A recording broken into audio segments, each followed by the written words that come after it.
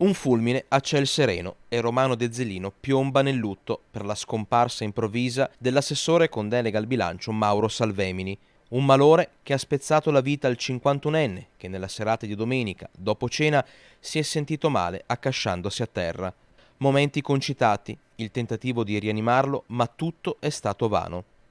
Toccante è il messaggio di cordoglio del sindaco Simone Bontorin, visibilmente scosso per quella che lui stesso definisce la perdita di un grande amico. Ieri Romano ha perso un grande uomo, un grande amico per me e soprattutto un grande amministratore.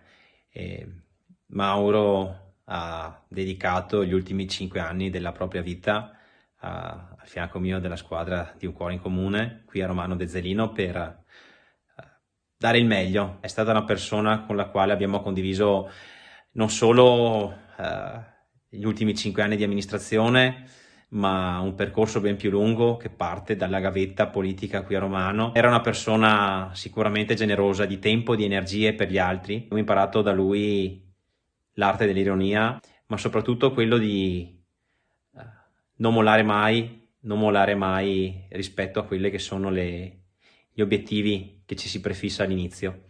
E quindi questa è la sua eredità che porteremo sempre con noi.